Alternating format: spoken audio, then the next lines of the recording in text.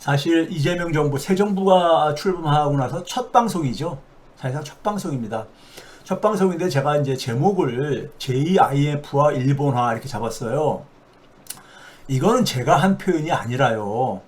제2IMF라는 표현은 김민석 총리 후보가 후보로 지명받고 나서 지금 경제 상황의 그 어려운 상황을 이제 그러니까는 비유적으로 표현을 한 거죠. 표현을 했는데 제2IMF 하게 되면은 여러분들은 굉장히 끔찍한 이제니까 우리가 물론 시중에 IMF 때보다 더 어렵다 뭐 이런 얘기들은 나오고 그랬지만은 사실 그러니까 살 떨리는 얘기들이잖아요. 우리 IMF를 경험하신 분들은 예? 나이가 좀 있으신 분들은 살 떨리는 얘기잖아요. 예? 그래서 이제 그 내용을 그러니까 좀 이제 짚어야 되겠고 그 다음에 우리가 시중에서는 그동안 오랫동안 일본화 소위 말해서 일본의 잃어버린 30년, 10년, 20년, 30년, 저는 지금 잃어버린 33년째 가고 있다고 보는데 장기 침체죠. 한국은행에서는 이걸 일본어라는 표현은 피했습니다. 안 했습니다. 안 했는데 장기 침체, 일본의 장기 침체로부터의 어떤 교훈 같은 것을 이런 관련된 보고서를 근데 한국은행이 처음으로 이제 이걸 다룬 거예요. 내부 연구진이. 예? 그렇기 때문에 이건 의미가 있습니다. 그런데 둘 다 좀 비슷한 의미를 갖고 있죠. 둘 다 비슷한 의미를 갖고 있는데 오늘 주제를 잡은 이유는 이런 것들이 새 정부 출범하고 나서 총리 후보하고 한국은행에서 그러니까는 이게 이제 언론에서 많이 받아쓰기 하고 그랬죠. 그래서 보도가 됐던 하나의 그 워딩들입니다. 워딩들이요. 그걸 제가 그대로 제목으로 잡은 거예요. 그래서 이제 제가 오늘 이 문제가 가지고 있는 함축성을 좀 여러분들에게 전달하고 싶어서 이 주제를 잡은 겁니다. 잡았는데 처음에 제가 이제 가는 것은 이 문제와 관련해서 김민석 총리 후보는 사실 그 야인 생활 할 때도 제가 이제 그 만날 기회가 있었던 기억을 되돌리면은 야인 시절에도 굉장히 그 국정 운영에 대한 고민을 많이 해왔었어요. 해왔습니다. 그래서 저랑 같이 차 한잔 마시면서도 할 때 농담 삼아서 농담 삼아서 그 당시에 본인이 이제 야인으로 이제 전락했을 때였었죠. 그 저는 이제 그 당시 만나서 이 농담 반 진담 반으로 왜 왜 저기 그 당시에 정몽준을 지지를 했느냐 그 당시 여러 가지 설들은 있었지만은 그걸 저는 그냥 그것부터 먼저 확인을 했죠. 그리고 이제 뭐 이 얘기 저 얘기 하다가 공부를 계속 하고 있구나 하는 이런 느낌을 받고 저한테는 그러니까는 뭐 좀 이 국사가 좀 돼주십시오. 자기의 이런 농담을 저기 서로 주고받고 이제 한 적이 벌써 한 20여 년 가깝게 되는 이제 그 전에 그런 이제 일화들이 있습니다. 국정 운영에 대한 고민을 많이 해왔던 정치인이에요. 여러분들에게는 뭐 우리 시대 그러니까 대표적인 386 주자 정치인으로 가고 있지만요. 근데 국정 운영이 어쨌든 간에 국무총리라는 것은 내치를 담당하는 거잖아요. 실질적으로요. 예? 그러니까 이 17개 정부 부서를 그러니까는 관할하면서 그때는 국정 운영에 대한 막중한 책임을 느끼고 있고 본인이 표현대로 그런데 이제 제가 늘 평상시에 비유하듯이 국정 운영자는 굉장히 실력 있는 의사야 된다. 근데 실력 있는 의사, 이재명 정부에 있어서의 실력 있는 의사의 조건은 무엇인가를 좀 오늘 말씀을 드리려고 하는 거예요. 그동안에 우리가 어떠한 국정 운영에 있어서 많은 정치인들이 실수를 했는가를 좀 이제 되짚어 보고 그것을 좀 참고 뭐 할 수 있다면 간접적으로 전달하기 위해서요. 실력 있는 의사라는 건 뭐겠습니까요? 고통을 받고 있는 환자, 아픈 사람들에 대해서 그 고통을 해결해주는 사람이잖아요. 해결해주는 분이잖아요. 그러려면 먼저 그 고통에 대한 원인을 정확하게 진단을 해야 됩니다. 당연히 그렇지 않겠어요? 엉뚱한 이렇게 진단을 하게 되면은 환자를 더 고통에 빠뜨리죠. 제 선친이 그런 경험을 제가 직접 겪었었거든요. 한 2년 정도 그러니까는 미국의 대형 병원에서도 제가 이제 미국에 공부할 때 겪었던 일인데 뭐 돈이 있어서 그런 게 아니라 저 부모님 방문했다가 병이 발견돼 가지고 미국 대형 병원을 그냥 여러 군데를 돌아다녔는데 엉뚱한 거 가지고 저기 계속해서 이 씨름을 하더라고요. 그러다가 돌아가시기 2달 전에서야 그러니까는 이제 원인이 이제 발견된 거예요. 근데 너무 늦었지요. 제가 뭐 구체적인 건 저 표현을 안 하겠습니다. 그런 거 보면서 제가 아우 미국 같이 이런 큰 나라에 그러니까는 그 의학도 한계가 있구나 하는 것을 그 당시 제가 그 개인적으로 체험을 한 적이 있었는데 실력 있는 의사는 이제 환자의 고통을 이제 그러니까는 해소시켜줘야 되는 것이고 그러기 위해서는 이 고통의 뿌리가 무엇이냐, 원인이 무엇이냐를 정확히 진단을 해야 되죠. 똑같습니다. 국정운영 담당자도 마찬가지예요. 그래야지만이 그 방향, 국정 방향을 설정할 수 있고 거기에 필요로 하는 하나의 정책들을 제시할 수 있게 되겠죠. 네? 그래서 오늘 이 문제를 가지고 여러분들에게 그동안도 제가 간접적으로 여러분 표현한 건데 오늘 좀 이제 그러니까 새로운 차원 속에서 이 얘기를 좀 드리려고 하고 있습니다. 먼저 이재명 정부도 그러니까는 성장을 그러니까 다시 회복시켜야 되겠다 이런 얘기 많이 하잖아요. 그런데 그렇다면 우리가 지난 한 25년 4반세기죠. 2000년대 이후만 보더라도 성장률을 보게 되면요. 성장률을 보게 되면은 위에 이제 쭉 표에 보이듯이 2000년대 첫 10년은 연평균 4.6%로 하다가 2012년부터 15년까지 이때 15년으로 끊은 이유가 있습니다. 끊은 이유가 있는데 3.0으로 떨어지고 그 다음에 2016년부터 19년 또 5년 사이 최근 이제 그러니까 5년과 바로 직전에 5년간은 2.5에서 2.0으로 떨어졌고 최근 1년은 1.1% 떨어졌어요. 계속 떨어졌죠. 계속이요. 계속 떨어지고 있는 거예요. 그러니까 최근 1년이 1.1%인데 이게 그러니까는 일본의 잃어버린 10년, 90년대의 성장률입니다. 성장률이에요. 제가 그동안도 여러 번 얘기했지만요. 근데 이 성장률에 감춰져 있는 게 있습니다. 감춰져 있는 게 성장이라는 것은 GDP의 증가율이잖아요. 근데 GDP는 그러니까 우리가 우리 같은 가계, 개인들뿐만 아니라 기업의 소득도 있고 정부의 소득도 포함되어 있기 때문에 일반 가계만을 대상으로 하게 되면은 훨씬 더 낮을 수밖에 없습니다. 최근에 제가 최근에 우리나라의 가계의 소득 증가율이 실질 소득 증가율이 마이너스를 행진을 하고 있다는 얘기를 하고 그랬잖아요. 성장률은 여전히 플러스임에도 불구하고 그런 얘기 했듯이 세대당 성장률을요. 우리나라 이제 가계당 성장률이죠. 성장률을 보게 되면은 훨씬 더 낮습니다. 한 절반 정도. 절반 정도 이렇게가 유지가 됐었어요. 그러다가 팬데믹 이후부터는 한 3분의 1 미만으로 떨어졌어요. 예를 들어서 2020년부터 24년 그러니까 지난 5년이죠. 지난 5년간의 연평균 성장률은 2.0이었습니다. 2.0이었는데 세대당 성장률은 가계당 성장률은 보게 되면 0.6%니까 3분의 1도 안 되잖아요. 3분의 1도 안 되잖아요. 그리고 최근 1년이요. 최근 1년. 그러니까 올해 1분기를 기준해서 작년 2분기부터 올해 1분기까지는 1.1% 떨어졌습니다. 성장률이요. 누적 성장률이 1.1% 떨어지고 가계의 성장률은 0.3% 떨어졌어요. 그러니까 3분의 1도 안 되잖아요. 네? 3분의 1도 안 되잖아요. 사실상 멈춘 겁니다. 이것도 평균이죠. 이 가계의 성장률에는 고소득 가계도 있고 저소득 가계도 있고 이런 건데 평균이잖아요. 그럴 때는 많은 가계는 그러니까는 마이너스 감소를 그러니까 체험하는 이유가 거기에 있습니다. 네? 체험하는 이유가요. 이게 0.3으로 떨어졌으니까 최근 1년 동안에요. 그러니까 지금 이제 그러니까 문제는 뭐냐면 이게 90년대까지 연장해도 마찬가지예요. 이런 추세적인 하락이 지난 35년 동안에 쭉 진행이 됐어요. 한 세대 이상 동안에. 그런데 이거를 그냥 그러니까 자연스럽게 이건 당연한 거 아니냐? 당연한 거 아닙니다. 이거는 정책의 실패예요. 국정운영의 실패의 결과입니다.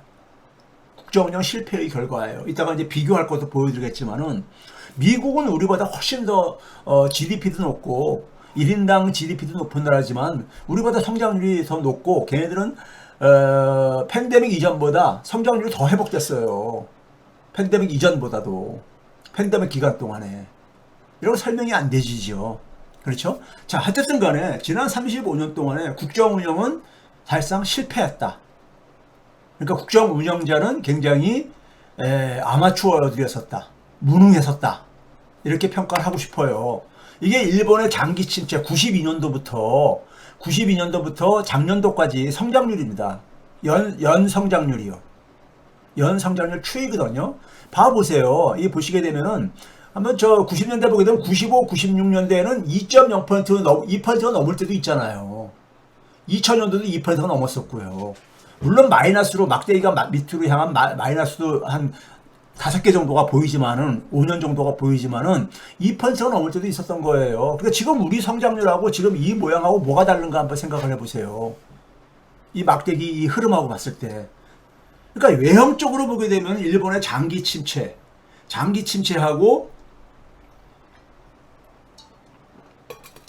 성장률 측면에서 보게 되면 장기 침체에 진입했다고 얘기를 할 수 있어요. 근데 저는 먼저 결론부터 얘기하면은 일본보다 더 나쁘다 상황이, 이렇게 제가 얘기를 먼저 드릴게요. 그 이유는 제가 이전에도 말씀을 드렸는데 기억하시는 분들은요. 근데 만약에 기억이 안 나시는 분이거나 오늘 처음 듣는 분들은 뒤에 설명을 들으면 이제 이해가 되실 겁니다. 장기 침체기 33년 동안의 일본의 연평균 성장률을 봐보세요. 33년 동안에 일본의 연평균 성장률이 0.74%였었습니다. 우리나라 올해 성장률을 한국은행과 그 다음에 국책연구기관인 한국개발연구원 KDI가 0.8%로 지금 이렇게 전망하고 있잖아요. 올해. 그럼 뭐가 다릅니까요? 그렇죠? 일본은 오히려 최근 1년은 우리보다 더 높아요. 우리보다 성장률이 높습니다. 우리나라 최근 1년은 몇 퍼센트라 했었어요? 최근 1년은 1.1%예요. 그렇죠? 그런데 일본은 1.6%였었습니다. 네? 어쨌든 간에 일본은 90년대 잃어버린 10년 동안의 연평균 1.0%. 우리 지금 1% 안팎으로 지금 이렇게 얘기를 하고 있잖아요. 그러니까 일본의 잃어버린 10년에 완전히 성장률 측면에서는 진입을 한 거예요. 이때 무슨 일이 일어났는가는 내용이 똑같지는 않겠지만은 우리가 교훈을 얻어야 되는 거죠. 그러고 나서 2000년대 10년 동안에 많은 구조조정을 합니다. 구조조정을 해요. 소위 말해서. 잃어버린 10년이라는 비용을 지불하고 나서 그 10년 동안에 많은 구조조정을 해요. 왜 안 했겠어요? 근데 더 떨어져요. 0.6%로. 더 떨어집니다. 더 떨어져요. 그리고 2013년도부터는 이른바 아베 정권이 출범할 때거든요. 아베노믹스요.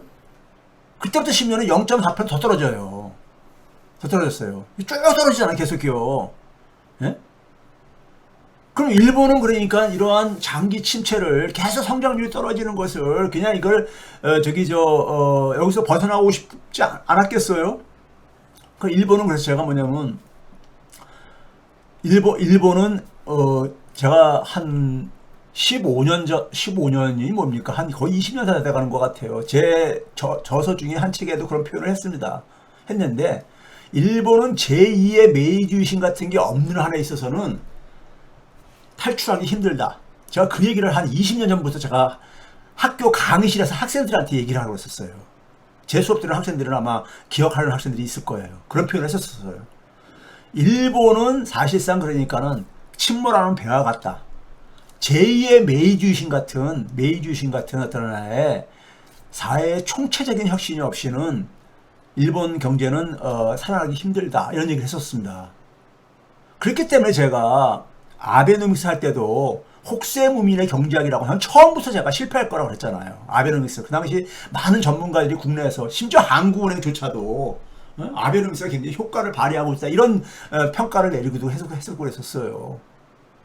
자, 하여간 그 얘기를 제가 시간을 갈 수 없고요. 자, 그러면 이제 지금 우리 경제 상황을 김민석 총리 후보가 제2의 IMF로 표현을 한 거나 장기 침체의 길, 한국은행의 연구진들이 이렇게 표현한 것에 있었을 때 이게 뭘 의미하냐면요. 제 표현을 빌리자면은 상당히 심각한 상황입니다. 자, 우리가 성장의 양대축은요. 가계소비, 내수하고 수출이잖아요. 소비하고 내수하고 수출이잖아요. 그렇죠? 그런데 그 성장의 내용을 뜯어보면 재밌는 게 가계소비가 앞에서 소개한 똑같은 기간 동안에 성장률을 몇 %를 그러니까는 실현했는가를 보여드린 겁니다. 앞에 그러니까 제가 이 표에서 여기서 제가 쭉 4.6, 이거 아니네요. 요건 2000년대부터네요. 하여간요. 그랬을 때 이것에 이제 그러니까는 차지하는 이제 비중을 얘기를 한 거예요. 근데 가계 소비가 양대축 중에 하나인데 이게 봐보세요. 3.2에서 1.8, 0.8, 0.2 그리고 올해 1분기는 0.0% 멈춘 거죠. 멈춘 거예요. 예? 그리고 수출을 봐보세요. 수출을 보게 되면 성장률에 영향을 미치는 건 순수출입니다. 수출에서 수입을 뺀 건데 수출이 순수출이 수출에서 수입을 뺀 게 0.2 맨 끝에 맨 아래쪽에 보게 되면 0.2라고 돼 있잖아요. 0.2%포인트를 기록을 해가지고 합해가지고 마이너스 0.2가 된 거예요. 건설 투자 마이너스 0.2, 0.4에다가 이 플러스 0.1을 합하게 되면 마이너스 0.2가 되잖아요. 네? 그래서 0.2로 1분기에 성장률이 발표된 거잖아요. 근데 이 순수출의 0.2의 내용을 보게 되면요. 일반 사람들이 모르는 것이 수출이 마이너스 0.3이었었어요. 그럼 뭡니까요? 순수출이 0.2가 나오려면은 순수출이라는 것은 수출에서 수입을 뺀 거거든요. 그럼 마이너스 0.3 빼기 수입의 저거를 기여도를 뺐더니만 0.2가 됐어요. 그러면 수입이라는 건 어떤 역할을 했다는 거예요? 마이너스 0.5가 됐다는 얘기죠. 네? 마이너스 0.5. 수입은 마이너스 0.5를 기여를 했던 거예요. 그러니까 이게 순수출이 0.2지만은 이게 반가운 0.2가 아닌 거예요. 플러스 수치가 아니에요. 예? 마이너스 합해가지고 플러스가 된 거예요. 그러니까 소위 말해서 우리가 불황형 그러니까 흑자라고 얘기하는 그거 있잖아요. 수출은 마이너스 0.3인데 수입이 마이너스 0.5로 기록해가지고 플러스가 나타난 거. 이거 굉장히 안 좋은 거죠. 예? 안 좋은 거죠. 트럼프의 관세 압박이 있기 전에입니다.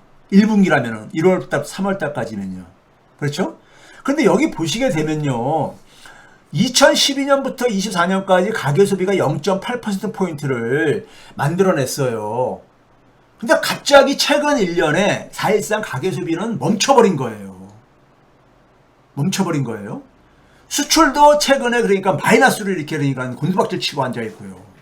수출이 플러스를 기록을 하면은 수입도 같이 올라가가지고 순수출이 마이너스가 되는 최근 1년에서 수출을 봐보세요. 수출이 0.5인데 순수출은 마이너스 0.3. 그 얘기는 뭐예요? 수입이 0.8을 증가했다는 얘기인 거죠. 예? 그러니까 수출이 증가하려고 하게 되면 수입이 더 많이 증가해서 수출이 곤두박질 치게 되면 수입은 더 많이 곤두박질 쳐가지고 이렇게 하는 상태로까지 된 거예요. 근데 이 수치가 최근 1년 하고 그 이전 기간 10년 단위씩 하고 한번 비교를 해보세요. 갑자기 확 이렇게 저기 주저앉은 것처럼 안 보여요? 갑자기 그 앞에 10년 단위로 끄는 거하고 최근 1년하고 한번 수치를 비교해보세요. 비교해보게 되면 확 꺼진 거 안 느껴집니까? 소비든 수출이든 그 다음에 이제 건설 투자를 제가 포함한 이유가 있습니다. 건설 투자를요. 건설 경기가 되게 안 좋잖아요. 지금요. 그렇죠? 계속 마이너스 행진을 하고 있습니다. 실제로 보게 되면요. 그런데 최근 1년이 그러니까 확 이렇게 주저앉는 게 보이잖아요. 한 10년 단위로 쭉 이렇게 추세가 내려왔던 건 사실이지만 갑자기 확 꺾이잖아요. 여기에 주목을 해야 됩니다. 이게 사실은 예고된 참사였었거든요. 지금 내수하고 수출이 동시에 붕괴되고 있는 거예요. 내수와 수출이 동시에 붕괴되고 있는 겁니다. 근데 이게 예고된 참사라는 얘기예요. 일시적인 게 아니라는 얘기입니다. 이걸 보고선 제가 여러분들한테 이전 방송에서 제가 썼던 표현이 지금부터 100년 전에 어네스트 해밍웨이 대문호죠. 해밍웨이가 쓴 책에 태양은 다시 뜬다. The Sun Also Rises 라는 책을 이제 1926년에 정확히는요. 제 기억으로는 출간된 걸로 알고 있어요. 그 책 중에 그 이제 대화 중에서 나오는 얘기입니다. 어떻게 파산했느냐. 그러니까는 거기에 표현에 gradually, then suddenly 이런 표현이 나옵니다. 이게 이제 그러니까는 소설이라는 이런 거를 형식을 빌렸지만은 해밍웨이는 대문호다 보니까 어느 분야든 간에요. 대가가 되면은 세상을 보거나 사물을 보는 것은 다들 일치합니다. 일치해요. 그게 이제 그 공자의 논어의 표현에 보면 일이관지라는 표현이 있습니다. 하나를 가지고 모든 게 꿰뚫어진다는. 예? 서로가 다 이렇게 만나게 돼 있어요. 시각이 일치합니다. 대가들은 보게 되면 자기 전문 분야가 다르더라도 일치합니다. 시각이요. 그러니까 이분은 그러니까 이분이 무슨 사회과학자도 아니고 소설가잖아요. 해밍웨이가. 근데 이런 표현을 썼거든요. 저는 이 표현이 참 역시 대문호답다 이런 생각이 딱 들더라고요. 우리가 흔히 얘기해가지고요. 그 어떤 하나의 우리가 위기가 이렇게 위기라는 것이 우리가 28년도 가깝게는 2008년도 금융위기 때 그 당시에 그 일반 사람들한테 금융위기는 2008년도 9월 15일 날 소위 미국의 투자은행 중에서 대형 투자은행이 랭킹 4위로 기억하는데 투자은행인 메릴린치가 파산을 하면 메릴린치 이전에 파산한 게 있었죠. 그게 뭐냐면 리먼 브러스가 파산을 하면서 메릴린치는 3위였었죠. 그 9월 15일 날 리먼 브러스가 파산하기 직전, 그래서 8월 달이나 7월 달까지 그런 상황을 이 상황이 오리라고 예측한 사람들이 몇 명이나 있습니까? 예? 2008년 9월 15일 이전, 심지어는 뭐 일주일 이전, 그 전달인 8월 달이나 7월 달조차 그걸 예측한 사람들은 아주 극소수였었잖아요. 지금 상황이 굉장히 지금 그러니까는 위험한 상황으로 간다는 것은 굉장히 극소수였잖아요. 예? 그런데 9월 15일 날 갑자기, 심지어 뭐냐면은 그 당시 제가 얘기하는 게 우리가 위기라는 것은 있잖아요. 위기라는 것은 우리가 오늘날 그러니까는 사회는요, 굉장히 많은 지식이, 인류가 그러니까 축적한 지식을 가지고 우리가 운영하는 굉장히 정교한 사회입니다. 특히 선진국일수록. 학문이 가장 발달한 나라가 미국이라고 우리가 흔히 얘기를 하잖아요. 그럼 미국에 있어서 그러니까 우리가 중앙은행인 연준이라든가 미국의 소위 말해서 현장에서 일하고 활동하고 있는 월가의 그러니까 우리가 투자 실무자들이라든가 이런 사람들은 현대 그러니까 우리가 투자론, 경제학, 경영학에 대해서 다 해박한 사람들이에요. 해박한 사람들인 겁니다. 해박한 사람들이 그거를 예측을 못한 거예요. 위기라는 것은 뭐냐면요, 그 지금까지 우리가 축적한 지식의 사실상 파산 선언을 의미하는 겁니다. 위기가 예측된데도 불구하고 방치할 리는 없잖아요. 네? 리먼 브러스 같은 사태가 터질 거라고 하는 걸 알면은 그거를 사전에 그러니까 또 조치를 취하죠. 그 얘기는 결국 뭐냐? 그게 그러니까 우리가 예측이 안 됐던 겁니다. 뭘로? 우리가 가지고 있는 지식 체계를 가지고요. 그래서 그린스펀도 그 당시에 그런 표현을 했어요. 현대 그러니까 우리가 리스크 관리에 대한 현대 그러니까 우리가 지적 체계의 파산이라는 표현을 씁니다. 이게 굉장히 솔직한 구체적인 표현이었었죠. 네? 리스크 관리에 대한 현대 지적 체계의 파산을 의미한다. 그리고 그 이후에 많은 내노라 하는 거시경제학 대가들이 거시경제학은 사실상 파산했다 이런 얘기를 했었어요. 지금 다시 또 옛날로 그냥 돌아가 버렸지만 그런 얘기를 했었어요. 그래서 많은 젊은 교수들이 우리 그럼 뭘 가르쳐야 돼? 예? 대학원 수업에서 뭘 가르쳐야 돼? 이런 자조적인 말도 나오고 그랬었어요. 그 당시 분위기가요. 예? 그리고 2020년도에 코로나 팬데믹 같은 것도 우리가 예측을 못한 거잖아요. 예측을 못했을 때 위기로 발전합니다. 근데 그 위기가 진행되기 직전 상황하고 위기가 딱 터졌을 때하고 비교를 하면 어떻습니까요? 위기 직전에도 이미 진행은 되어 왔던 거죠. 되돌아보니까는 2006년 말부터 금융위기에 징조들은 진행이 되어 왔었다는 얘기들을 학자라든가 전문가들이 이제 사후적으로 얘기를 합니다. 사후적으로. 금융이 터지고 나서 이제 복귀를 하다 보니까는 2006년 말부터 그 징조가 나타나기 시작했다. 그런 얘기를 하고 있습니다. 그럼 그때부터 한 1년 반 정도까지 그래주얼리 점차적으로 이렇게 진행이 되어 왔던 거예요. 근데 설마 저게 그러니까 저런 대형 그러니까 참사로 이어질 거라고는 아무도 예측을 못한 거지요. 그건 왜 그렇습니까요? Then suddenly 상황으로 이게 진행이 되기 때문에요. suddenly로요. 우리가 이거는 뭐냐면 임계점이라는 게 있잖아요. 물이 그러니까 우리가 99도까지 끓을 때는 보글보글 계속 끓잖아요. 1도 1도 올라가며 따라서요. 그때까지는 여전히 액체잖아요. 액체. 그래 물이 뜨거워진다 이런 얘기는 우리가 하지만은 근데 100도가 넘는 순간에 물질의 성질이 바뀌어버리잖아요. 그래서 임계점이라고 얘기를 하잖아요. 그 suddenly죠. 그 1도 차이하고 98도, 99도의 1도 차이하고 무슨 차이가 있냐 이거죠. 1도는 똑같잖아요. 근데 하나는 저는 그래주얼리고 그 이후에 1도는 서든이 국면이 된다는 얘기죠. 네?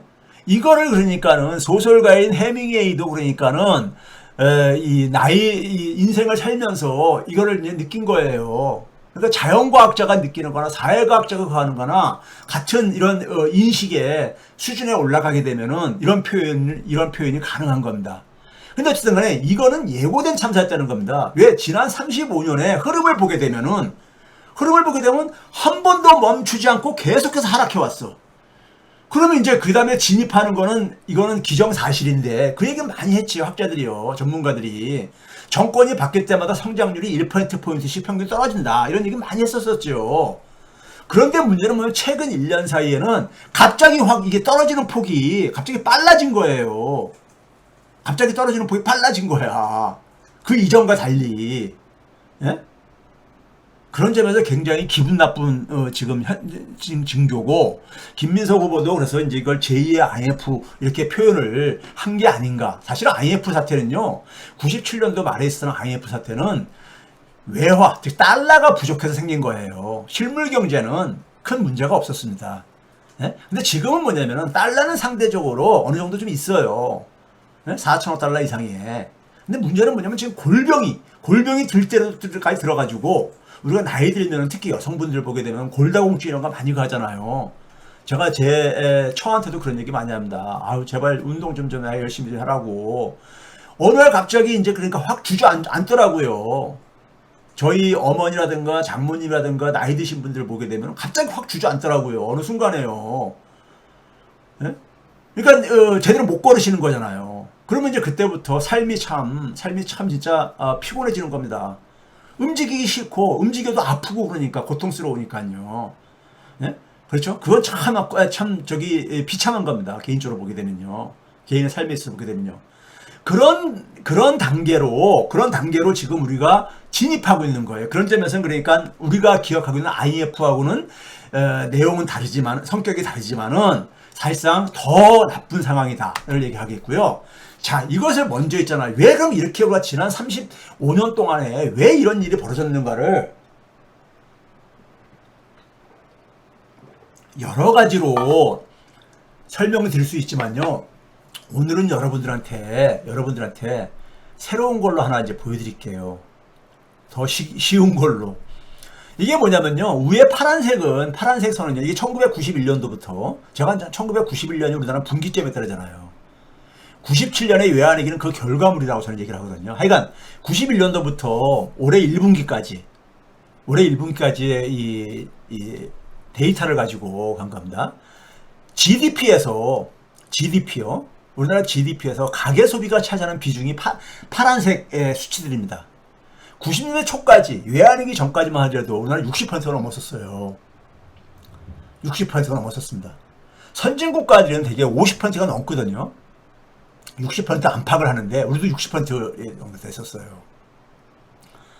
그러다가 이게 외환위기 이후에 쫙 계속 하락합니다. 그래서 11년도를 제가 또 주목을 해요. 주목을 하는 이유가 있어요. 수출하고 관련이 있기 때문에 50.6%로 50% 턱걸이를 합니다. 한 절반 정도까지 떨어진 거예요. 한 10%포인트 떨어진 거잖아요. 10%포인트가 한 20년 동안에요. 가계소비의 역할이. 그리고 나서 올해 1분기로 보게 되면은 그리고 나서 이제 50%가 붕괴되고 올해 1분기 작년이라든가 보게 되면 46%가 붕괴됐어요. 45% 됩니다. 45%대까지 내려왔어요. 그러면 그걸 누가 채웠느냐? 여러분들 상식적으로 잘 알다시피 수출이 채웠어요. 수출이. 90년대 초까지만 하더라도 우리나라 수출이 그러니까 GDP에서 차지하는 비중이 10% 정도뿐이 안 됐습니다. 10% 정도뿐이 안 됐었어요. 그러다가 이게 외환위기 직전까지 소위 김영삼 정부 때죠. 이게 그러니까 한 5%포인트 올라갑니다. 5%포인트. 이게 이제 그러니까 그 당시 세계화 막 내세우면서 갈 때 이게 올라간 거예요. 근데 그러고 나서 김대중 노무현 정부에서는 이게 2배 이상으로 올라가집니다. 2배 이상으로 올라가져요. 15.6에서 36.2%까지 쫙 올라가니까요. 그러니까 가계 소비의 비중이 줄어들면서 반대로 그러니까 수출의 비중이 높아지는 거예요. 그러면서 뭐냐면 수출만이 살 길이다. 막 이렇게 나왔던 겁니다. 그런데 제가 수출을 얘기할 때 항상 하는 얘기가 있죠. 2011년도가 중요한 분기점이었었다. 그러니까 벌써 그러니까 한 15년 전이잖아요. 15년 동안 이 방치한 건데 36%에서 거의 변화가 없습니다. 거의 변화가 없어요. 문제는 뭐냐, 가계 소비는 여전히 그러니까 한 5%포인트 떨어졌는데 수출을 그러면 그거를 메꿔가지고 한 5% 정도 증가해야 되잖아요. 안 증가합니다. 수출이 크게. 올해 1분기에 한 40% 가까이 육박을 했어요. 39.7%로요. 근데 이거에는 함정이 있습니다. 함정이 있어요. 함정이 있는데 뭐냐면 제가 위에다가 수치 썼죠. 22년 1분기에 수출이 1734억 달러였었습니다. 22년 1분기에 3년 전에. 근데 올해 1분기에 1597억 달러예요. 무슨 얘기예요? 3년 전보다 수출은 줄어들었어. 수출은 줄어드는데 어떻게 수출 비중이 더 증가했느냐? 이건 뭐겠습니까? 가계 소비가 더 많이 떨어졌기 때문에 생긴 거예요. 떨어졌기 때문에. 근데 어쨌든 간에 지난 35년간의 흐름을 보게 되면요. 두 가지로 정리할 수 있습니다. 하나는 뭐냐면 균형이 깨진 거죠. 균형. 내수의 중심축인 가계 소비는 거의 15%포인트 정도 그러니까 줄어든 거예요. 지난 35년 동안에. 가계 소비가 경제에서 그러니까는 굉장히 그 역할이 줄어든 거죠. 가계가. 이게 중요한 의미를 갖고 있습니다. 두 번째는 뭐냐면 수출이 그러니까 그 자리를 한 처음 20년은 메꿔왔는데 2011년도부터는 수출의 역할도 사실상 멈춰버렸다는 얘기예요. 가계 소비는 계속 떨어지고 있는데 수출의 역할은 더 이상 안 증가해? 그럼 뭡니까요? 네? 둘 다 같이 나라고 떨어지는 거죠, 뭘. 최근에 수출의 증가율이 되게 마이너스 해가지고 플러스 되는 거라고 얘기했으니까. 3년 전 수준이 회복이 안 되고 있다 그랬잖아요. 네? 그러니까 이게 저는 경제도 생태계라고 얘기를 했잖아요. 균형을 잃어버리면서 한국 경제가 길을 잃어버린 거였다고 제가 표현을 한 이유입니다. 길을 잃어버린 거예요. 이거를 국정 운영하는 사람들이 이거를 몰라요. 많은 분들이. 알면은 여기에 대한 대책을 마련하지. 예? 그렇죠? 마련하지요. 왜? 이건 항구의 문제이기 때문에 한국 사회 속에서 해법을 찾을 수가 있는 거거든요. 자, 이렇게 이제 진행됐어요. 이게 굉장히 중요한 이제 함축성을 갖고 있는 의미입니다. 여러분들. 예? 균형이 깨진 거예요. 50% 밑으로 떨어지는 선진국 중에 떨어진 나라는 우리나라가 유일합니다. 예? 우리나라가 유일한 거야. 근데 뭐냐면 수출까지도 멈춰버렸어. 역할이. 그럼 뭐. 자, 최근 1년간 역성장이 작년도 1분기를 지난 4분기 동안 한 번도 회복이 안 되고 있어요. 역성장이 되고 있는 거죠. 올해 1분기만 역성장이 아니라 지난 4분기 다 역성장이에요. 작년 1분기 대비해서는요. 이 배경이고요. 자, 그 다음에 이제 이거 국제 비교에서 확인되집니다. OECD 국가들이 대부분이 그러니까 이제 1분기 성장률이 이제 집계가 됐는데 아주 국소수만 빼고요. 이게 제가 뭐 한 5일 내지 일주일 전에 집계한 거기 때문에 고위에 더 나온 나라가 있을지 모르겠어요. 근데 하여간 뭐 거의 다 집계가 됐다고 봐요. 그런데 보시게 되게 되면요. OECD 평균이 지난 1년간 1.53%가 증가한 거예요. 누적 성장률이요. 근데 우리는 저 밑에 끝에서 여섯 번째로 있는 99.7이니까는 100을 기준으로 했을 때 100이 회복이 안 됐다는 거잖아요. 앞에 그림에서 봤듯이요. 역성장이잖아요. 그러니까 주요 국가 중에서는 우리나라만 역성장을 하고 있는 거예요, 지금요. 우리나라만 역성장을 하고 있는 거예요. 저희 뭐 라트비아 이런 나라들은 작은 나라들이잖아요. 예? 하여간 근데 우리나라만 주요 국가 중에 경제 규모가 좀 큰 나라 중에서 우리나라만 일본조차도 101.63%, 1.6%가 그러니까 성장을 기록했는데 1년간 빨간색으로 제가 막대기 표현을 했죠. OECD 평균이 녹색으로 표시를 했고요. 우리만 100이 넘으면 어쨌든 성장을 한 겁니다. 근데 100 밑이라는 것은 마이너스 성장했다는 얘기죠. 예? 이게 국제 비교에서도 확인되는 거예요, 지금요. 자, 그럼 왜 여기까지 왔는가? 왜 여기가 이 지경까지 왔는가? 예? 이거에 대해서 심각하게 이게 이제 그러니까는 받아들여야 되는 겁니다. 국가 경영에 있어서 ABC라고 제가 표현을 합니다. 그러니까 지난 35년간 왜 이러한 흐름을 그냥 방치가 됐느냐 이거예요. 방치가 됐냐 이거죠. 예? 내수는 계속 하락하고 수출은 그러니까 더 이상 역할이 중단된 2011년이 뭐랬어요? FTA를 경제 영토의 확장이라고 부르는 FTA를 공격적으로 확장하기 시작한 게 2011년부터예요. 2011년 이명박 정부 때요. 예? 자, 왜 이건 바로 뭐냐면 국정을 운영자들이 제대로 진단을 못한 거예요. 소위 말해 실력 있는 의사가 아니었던 거죠. 실력 있는 의사라면 이렇게 방치 안 하죠. 국정의 방향을 제대로 세우지 못한 것은 바로 그 이제 국정 철학이 굉장히 빈곤한 거죠. 이게 철학의 문제입니다. 자, 이제 볼게요. 자, 우리가 국정 철학의 국정 운영의 ABC는 뭐냐면요. 세상은 우리가 한순간도 사람이든 사물이든 간에 한순간도 그러니까는 멈춰있지 않습니다. 계속 변화하죠. 계속 변화해요. 동서양의 그러니까 종교든 동서양의 철학이든 사상이든 간에 공통적으로 얘기하는 게 뭡니까요? 모든 것은 계속 변한다. 에? 변화한다. 변하지 않는 것은 없다. 이런 얘기 있잖아요, 여러분들이요. 변화하는 것이 없다는 그 사실만 그러니까는 변하지 않는 진실이 진리다 이런 얘기 하잖아요. 네?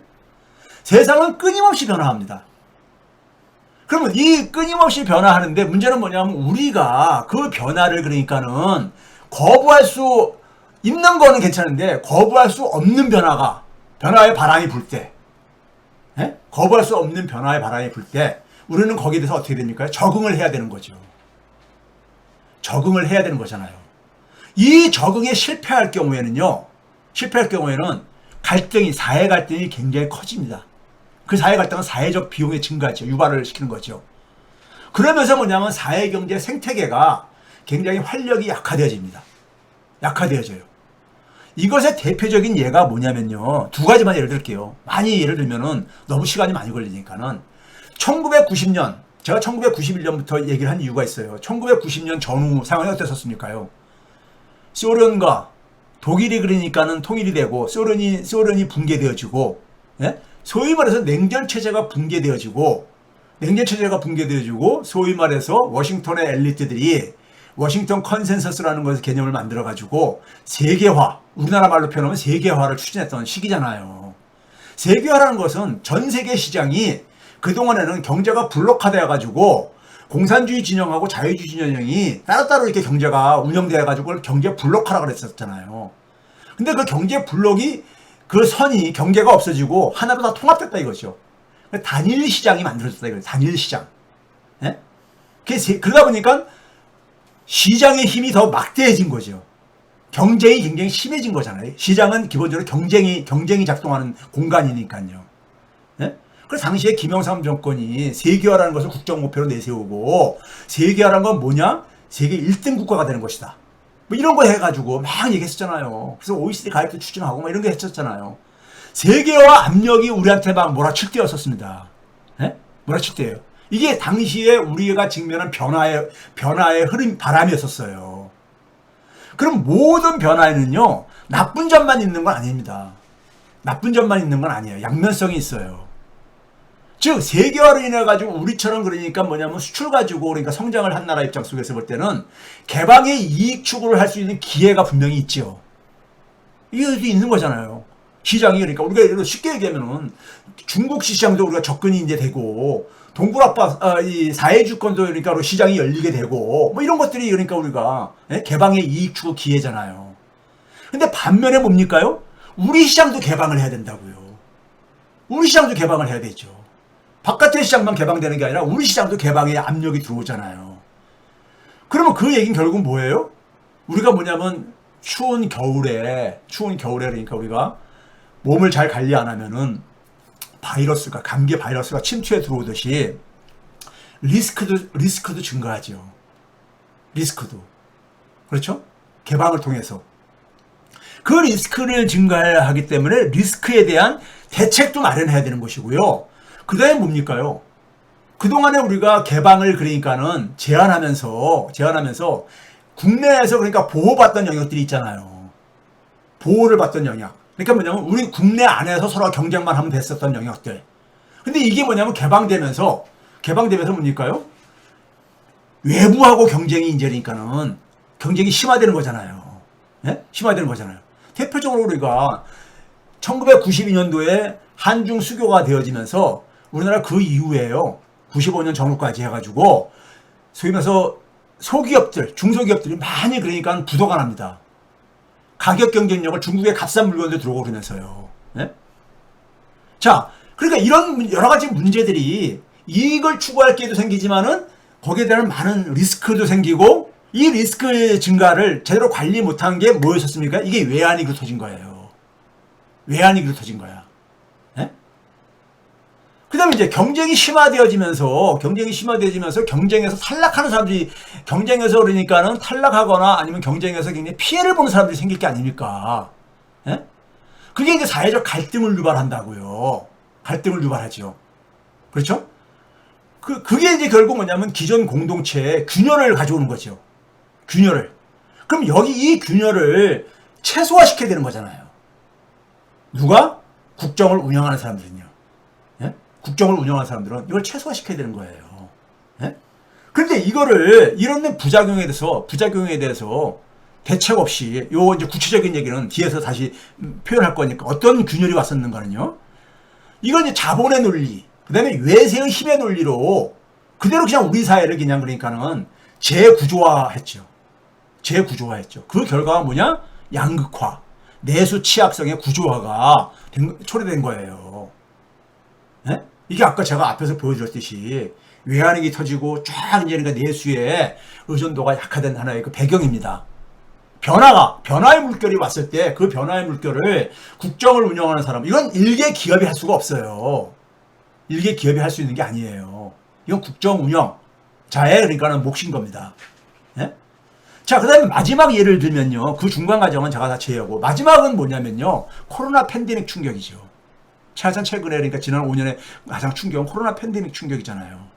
코로나 팬데믹 충격은 그 이전에 외환위기 같은 충격과 달리 질병에 대한 위협을 받는, 예? 그 다음에 이제 경제 생태계가 붕괴됐잖아요. 그 결과로. 그게 결국 뭡니까? 생존 위기 상황을 전개된 거예요. 생존 위기 상황. 개인들이. 우리가 사회적 동물이라는 표현을 할 때 이런 개인들이 그러니까는 생존 위기에 놓였을 때 그거의 최후의 그러니까는 이 방어막이 누구냐? 국가죠. 정부죠. 국가의 존재 이유는 바로 그거잖아요. 이 역할을 해줘야 됐던 거야, 국가가. 근데 대한민국은 코로나 팬데믹 상황 속에서 생존 위기를 개인에게 떠넘기는 방식으로 진행한 거예요. 개인에게. 그 결과가 각자 도생, 사회경제 생태계가 그러니까는 완전히 파편화 돼버렸죠. 파편화. 예? 연대감도 없어서 약화돼주고 서로가 각자 도생, 자기 이익만을 생각들 하는 이런 풍조들. 그리고 경제 생태계도 굉장히 그러니까 많이 활력이 약화됐고요. 자, 이게 이제 그러니까 우리가 국정운영의 ABC의 첫 번째를 그러니까는 첫 번째 ABC와 관련된 내용인 겁니다. 두 번째는 뭐냐면요. 전환기가 이제 그러니까 우리가 이렇게 변화가 항상 같은 속도로 모든 시대가 진행되는 게 아닙니다. 굉장히 빠른 속도로 진행되는 경우가 있죠. 경제적인 측면에서 볼 때는 지난 적어도 30년은요. 1990년대 후반부터 우리는 많은 기술의 변화를, 소위 기술 혁명을 그러니까 많이 우리가 과거 그러니까 우리가 2차 세계대전 이후에 그러니까 한 50년보다도 더 많은 그러니까 기술의 변화를 우리가 경험을 했잖아요. 그러면 이러한 그러니까는 어떤 전환기, 왜 그러냐면 기술이 변화하게 되면요. 새로운 사업 모델이 나오고요. 새로운 사업 모델이 새로운 산업 생태계를 만들면서 완전히 사회경제 생태계가 근본적으로 변화를 겪습니다. 그러면 우리도 여기에 그러니까 적응을 해야 되는 거예요. 그럼 전환기에 요구하는 건 뭐냐? 과거에 그러니까 지금까지 우리가 의지하고 살았던 집을 그러니까 우리가 집을 우리가 재건축을 해야 되는 거예요. 네? 새로운 집으로요. 이건 바로 뭡니까요? 혁신 역량이죠. 혁신 역량. 즉 산업을 그러니까 산업에 우리가 지금까지 먹고 살던 일자리하고 소득을 만들어줬던 그 산업 체계를 근본적으로 그러니까 바꿔야 되는 이런 문제가 우리만 그러니까 외면하고 있을 수가 없는 거야. 우리가 그런 걸 외면했다가 어떤 일이 당했습니까요? 산업화를 우리가 주체적으로 못하면서 식민지로 전락한 아픈 역사를 갖고 있잖아요. 똑같은 겁니다. 똑같은 거예요. 지난 90년대 후반부터 인터넷 IT 혁명부터 시작해서 인공지능 기술혁명까지 해가지고 쭉 지금까지 오는, 예? 제조업에 그러니까 휴머노이드 로봇까지 이렇게 진행되어지고 있는 이 과정, 지난 30년간 진행되어지는 이 산업체계의 지각변동, 이것을 우리가 외면하고 어떻게 살아요? 근데 이거를 그러니까 근본적으로 새로운 산업체계로 바꾼다는 얘기는 이건 혁신역량을 요구하는 거죠. 새로운 것을 만들어내야 되는 거니까. 새로운 것을 만들어내야 되는 거니까요. 그렇죠? 이것을 만들어내는 것도 일개 기업이 못합니다. 이건 정부, 정치 리더십의 혁신 역량이 그래서 필요한 거예요. 정부는 위기 관리뿐만 아니라 어떤 변화의 흐름 속에서 발생하는 위기를 관리하고 그거를 그러니까는 보다 더 그러니까 우리가 기회로 활용하는 역량뿐만 아니라 이 혁신 역량까지 요구되는 거예요. 기업하고 똑같죠. 사실은 어떻게 보면 이건 모두 개인도 마찬가지예요. 개인, 기업, 개인이든 조직이든 다 마찬가지예요. 변화의 바람이 불면은 변화에 적응을 해야 되잖아요. 근데 그 변화가 완전히 근본적인 변화일 때는 혁신 역량도 자기가 가져야 되는 거잖아요. 이 기술 변화는요, 되게 이렇게 진행됩니다. 새로운 기술이 그러니까 등장하게 되면요, 그 기술을 활용을 해가지고 새로운 돈벌이 방식이 생기죠. 그게 소위 말해서 전문가들이 표현하는 사업 모델이라는 표현인 겁니다. 사업 모델이요. 근데 이 새로운 사업 모델을 우리나라하고 선진국하고 차이는 뭔지 아세요? 걔네들은 새로운 기술이 나와서 새로운 사업 모델, 돈벌이 방식을 생각할 때요. 생각할 때 이들은 뭘 생각하냐면요. 이 사업이 그러니까 만들어낼 하나의 산업 생태계를 그러니까는 머릿속에서 먼저 구상을 합니다. 머릿속에서 구상을 해요. 그러니까 구글이 그러니까 야후에 그러니까 우리가 검색 하청 그 검색 사업을 하던 데서 구글이 그러니까는 이 검색 구글링 해주는 검색업을 해가지고 시작했지만 그걸로 그러니까는 밥 먹고 살려고 했던 게 아니잖아요. 거기서 발생하는 데이터를 가지고 인공지능까지 내다보고서는 벌써 30년 전에 이렇게 출발을 했었잖아요. 걔네들 생태계를 보는 이 훈련이 돼 있습니다. 왜? 근대 제조업 산업사회가 서양인들이 만든 하나의 산업체계잖아요. 근데 우리는 뭐냐면은 제가 늘 얘기했듯이 우리는 식민지적인 산업체계. 그들이 만든 전체 산업생태계에서 일부분만을 따면서 우리가 사업을 하다 보니까는, 돈벌이를 하다 보니까는 우리한테는 생태계 개념이 굉장히 취약합니다. 사업하는 사람이든 정부든 누구나가 다 그래요. 그렇습니다. 이게 큰 문제예요. 이게 식민지의 후유증이에요. 식민지 후유증입니다. 의식의 식민지성이죠. 의식의 식민지성. 네? 그러니까 우리는 그러니까 뭐냐면 구글이라든가 애플이라든가 무슨 뭐 이런 이런 것들을 만들 생각 자체를 아예 안 해. 도전조차를 안 해. 네? 그러니까 이 비즈니스 사업 모델을 그러니까 우리도 그러니까 뭐 네이버도 등장하고 뭐 이렇게 뭐 카카오도 등장하고 하잖아요. 근데 우리는 거기까지야 그냥. 그 기술이 그러니까는 그 사업 모델이 하나의 그러니까 앞으로 그러니까 어떤 산업 생태계를 만들 거냐. 산업 생태계라는 건 그 사업만을 의미하는 게 아니잖아요. 예? 그러니까 이런 것을 하면서 얘네들은 출발을 한다고요. 이게 완전 근본적으로 틀린 거죠. 그럼 우리는 모방을 하는 거하고 또 근본적으로 틀리죠. 그 지금 뭐냐면은 제가 늘 얘기했잖아요. 기존의 산업 생태계, 제조업에 기반을 둔 산업 생태계에서 즉 도시 문명에서 디지털 문명으로, 디지털 사회경제 생태계로 진화 중에 있는 거예요. 그럼 우리가 과거의 농업 문명 때 농업사회에서 필요했던 인력, 인간형하고 도시 문명에 살아갈 인간형이 다르듯이 그러니까 다른 방식의 교육이 나오잖아요. 지금도 마찬가지입니다. 새로운 인간형을 필요로 하는 거예요. 예? 과거의 농업사회 때는 우리가 서당에서 공자를 맹자를 배웠으면 됐던 거예요. 근데 그거 가지고 산업화가 안 됐잖아요. 마찬가지입니다. 지금 디지털 사회경제 생태계에서 우리가 흔히 말해서 우리나라는 전형적으로 뭐냐면요.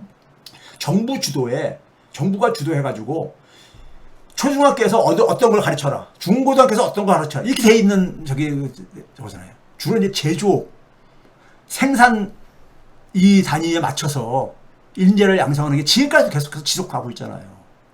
또 새로운 사회개혁을 요구합니다. 영국을 보면은 쉽게 이해가 되져요. 영국의 여러분들, 영국이 19세기를 영국이 그러니까 영국의 시대라고 하잖아요. 그게 어떻게 가능한지 아세요? 1300년 경부터 영국에서는 대학 교육의 혁명이 일어납니다. 옥스퍼드대, 케임브리지대들이 다 그 당시에 만들어지죠. 대학 혁명이. 저희 중세사회 속에서요. 그 속에서 새롭게 만들어진 인간들이, 새롭게 교육받은 사람들이 뭘 합니까요? 시민혁명을 만들어내잖아요. 시민혁명을 만들어내고, 그 다음에 뭐냐면은 소위 말해서 이 산업에 있어서 혁신이 일어나게 하기 위해서 중앙은행 시스템, 그 다음에 뭐냐면은 사회, 그러니까 우리가 혁신 시스템들을 막 만들어내잖아요. 그걸로 영국의 산업혁명이 그러니까 꽃을 피운 거고, 영국의 경제가 그러니까는 소위 말해서 파운드 체제가 만들어지게 된 거고, 그 경제력에 기초해가지고 영국의 군사력이 그러니까 뒷받침돼가지고 소위 대영제국이라는 게 만들어진 겁니다. 예? 그렇죠? 그러니까 새로운 인간들이 민주주의라는 것을, 의회 민주주의라는 것을 만들어내가지고 영국이 그러니까 우리가 쭉 이렇게 진화시켜서 19세기 대영제국 시대를 만들어낸 거랑 비슷한 거예요. 우리는 조선시대 때 그걸 못했잖아요. 글로 못 나갔잖아요. 자, 그러면 이제 우리가 조금 더 구체적으로, 여기까지 제가 이제 이게 정한 거고, 개념적인 얘기 한 것이고요. 그러면 이제 정부가 여러분들이 쉽게 이해할 수 있는 건 뭐냐면요. 제가 아까 이제 2015년 이후를 제가 경계선을 끊은 이유가 있습니다. 우리나라 가계소비가요. 가계소비가 잃어버린 10년을 겪고 있습니다. 이게 분기별 자료인데요. 보시게 되면은 올해 1분기, 이러면 3개월이잖아요. 가계의 평균적인 소비가 1084만 원입니다. 물론 실질 단위로 계산한 거예요. 이게 언제 때입니까요? 2015년 4분기 때가 1080만 원이었어요. 그때부터 한 1년 정도가 1080만 원 정도. 그 당시 수준이에요, 이게요. 박근혜 때, 말 때. 예? 그러니까 가계 소비가 이렇게 지금 그러니까 10년을 잃어버린 거예요. 가계 소비 지출이. 예? 그래가지고 여러분들 2016년 가계 소비가 찌그러드니까는, 가계 소비가 그러니까 지금 뭡니까? 성장을 그러니까는 견인을 못하니까, 당시에 그래서 2014년도에 최경환으로 그러니까는 박근혜가 소위 경제 컨트롤 타워를 바꾸고 나서 최경환이 한 게 소위 말 초이노믹스라는 게 빚내서 집 사라 했었잖아요. 그렇죠? 그래서 침체가 오니까 2016년도에 침체가 오니까는 빚내서 집 사라를 합니다. 그러고 나서 이제 문재인 정권 바뀌어가 다시 좀 이렇게 회복이 되집니다. 세계 경제도 좀 회복이 되어지고요. 하다가 팬데믹 만나면서 고꾸라졌잖아요. 예? 하다가 언제부터 다시 이게 또 고꾸라지는 거 봐보세요. 저기 1091만원, 파란색으로 하늘색으로 된 게 1091만원이 언제냐면요. 2022년 3분기입니다. 2022년 3분기면 9월달까지예요. 7, 8, 9월달. 예? 2020년 3분기 9월달, 9월 말에 뭐가 터졌어요? 지금 김진태 사태가 터지잖아요. 신용위기로 발전하잖아요.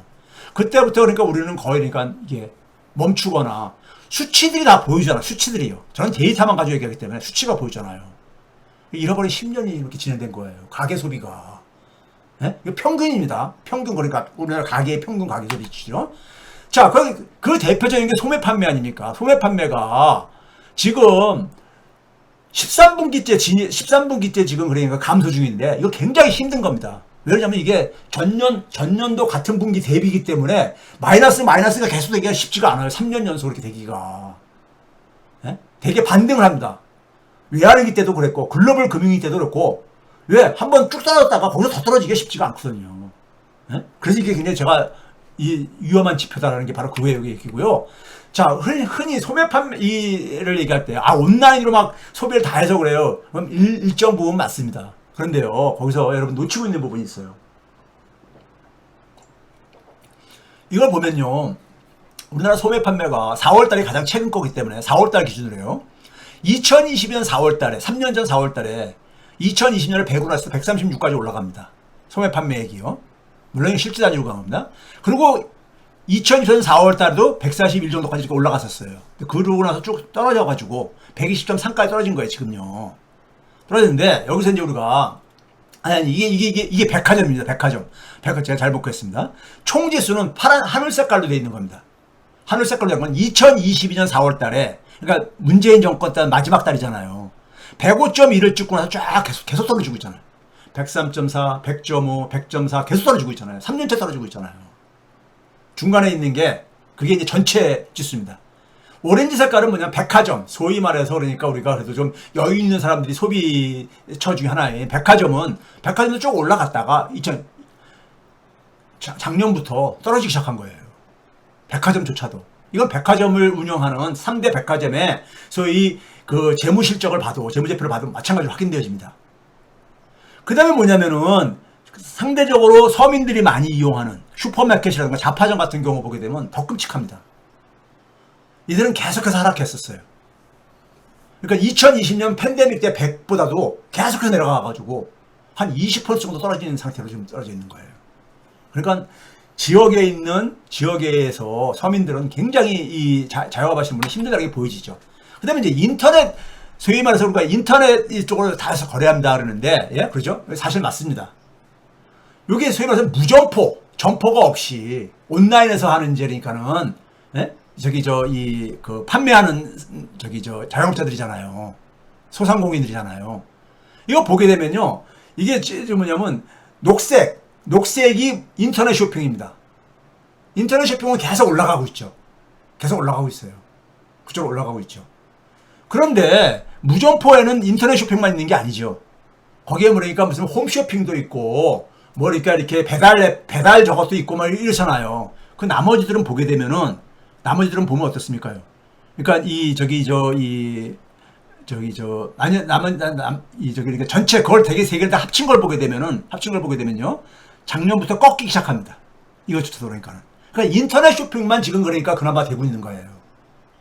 그래서 무점포 판매가 지난 그러니까 우리가 한 4년 동안에 1조 700억 원 정도가 증가했습니다. 실질 단위로요. 1조 700억 정도.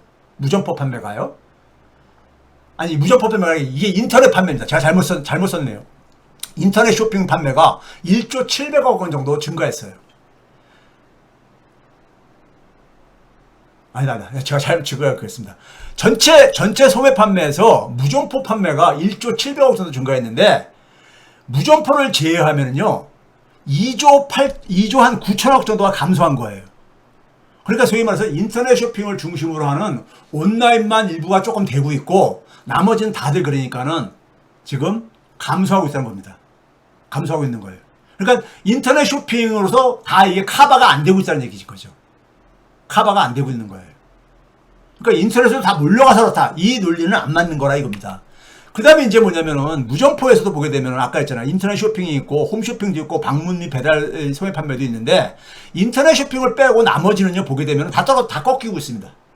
지난 3년 동안에 다 꺾이고 있어요. 지난 4년 동안에 계속 꺾이고 있잖아요. 그렇죠? 그래서 다 꺾이고 있죠. 방문 및 배달 소매 판매라든가 홈쇼핑 다 꺾이고 있잖아요. 홈쇼핑이 굉장히 많이 꺾이고 있습니다. 그렇죠? 자, 그런 점에서 인터넷 쇼핑 정도는 여전히 그러니까 가고 있지만은 그걸로 충분치가 않다는 것이고요. 그 다음에 그러다 보니까는 경제 심리는 그러니까 최장기간 하락하고 있죠. 최장기간 하락하고 있어요. 예? 이게 5월달까지 저겁니다. 5월달까지. 6월달은 아직 한 20일 있는 구주에 발표가 될 거예요. 그 다음에 뭐냐면은 이것의 원인은 뭐냐? 사람들이 소비가 이렇게 잃어버린 10년이 됐다는 얘기는 뭡니까요?